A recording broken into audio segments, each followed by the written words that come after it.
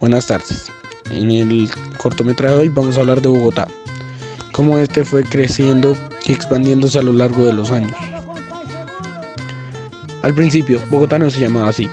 El primer nombre que tuvo fue Bacatá, otorgado por el Imperio Muisca, y sus habitantes se dedicaban principalmente a la agricultura, la caza y la pesca.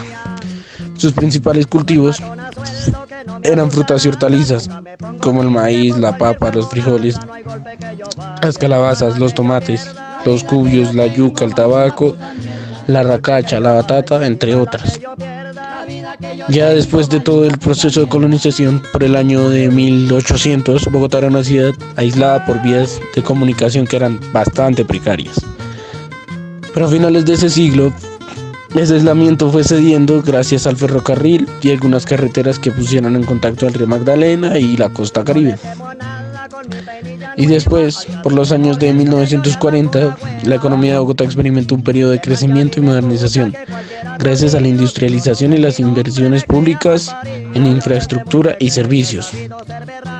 Luego, en esa misma década, Bogotá experimentó un aumento significativo en la producción industrial, especialmente en el sector textil, alimentario y en los productos químicos.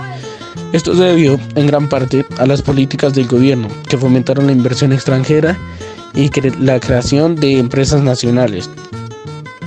De hecho, esto se puede ver actualmente, ya que hay varios programas en donde te financian los emprendimientos para que ayuden al crecimiento del país y al crecimiento propio de cada persona.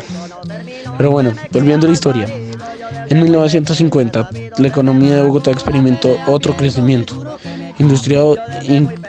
impulsado por la industrialización y la modernización de sectores como la construcción, la manufactura y el comercio. Sin embargo, también hubo una gran brecha entre los sectores rurales y urbanos. Aquí podemos ver cómo se empezaba a distinguir lo urbano de lo rural, como ya lo mencioné anteriormente. Ahora, en la actualidad, se ve mucho esta distinción. Se toman casi como dos sectores distintos cuando en realidad son de la misma ciudad.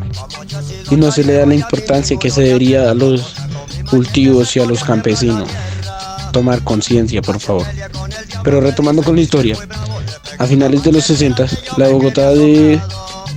economía de Bogotá estaba en pleno proceso de desarrollo y modernización.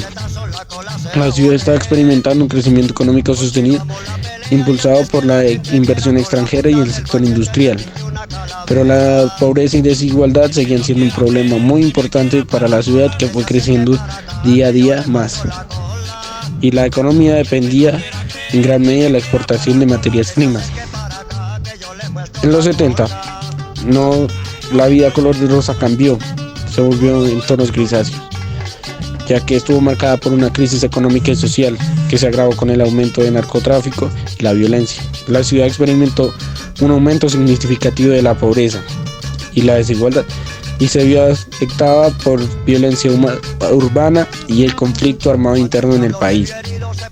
Pero también hubo importantes avances en la infraestructura y el desarrollo urbano, con construcciones importantes públicas y modernización de la ciudad. Ya en los 80, el narcotráfico estaba en pleno auge, lo cual generó otra crisis social y económica en la ciudad, y el aumento del crimen organizado subió desmedidamente. Luego, la presencia de grupos armados ilegales generó un clima de inseguridad y miedo entre los habitantes de la ciudad, pero se llevaron a cabo grandes iniciativas para seguir mejorando la estructura y el desarrollo humano, incluyendo la construcción de importantes vías de transporte y la modernización de servicios públicos. Y hubo también un gran avance importante para la cultura y el arte, con la aparición de un movimiento cultural y artístico que destacó a nivel nacional e internacional.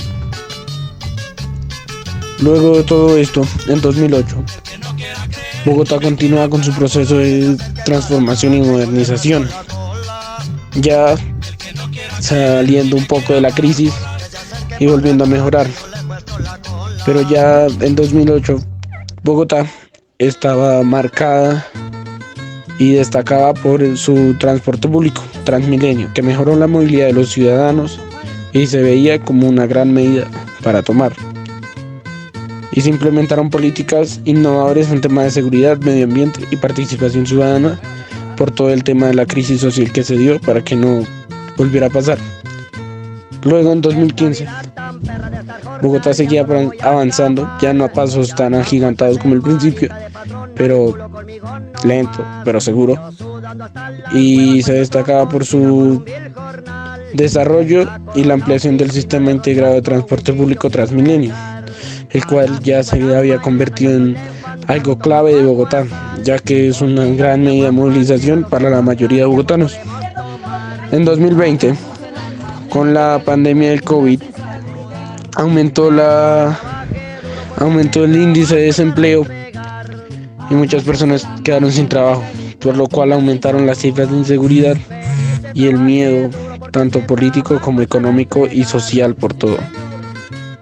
Ya después de esto, también hay que evidenciar cómo es que hay muchos barrios más exclusivos que están por la zona norte de la ciudad, y sur, sureste, suroeste hay barrios más pobres. Un ejemplo de barrios estrato 1 son Ciudad Bolívar, Rafael Uribe, Bosa, San Cristóbal, Usme, Santa Fe, Chapinero, Usaquén, que generalmente están al sur. Ya por el centro están La Candelaria, Los Mártires y Santa Fe. Por el centro occidente, ya subiendo de estrato, Puente Aranda, Teusaquillo y Barrios Unidos. Por el occidente, en estrato 2, Kennedy, y un poquito más arriba, en estrato 3 y 4, Engativá y Fontibón.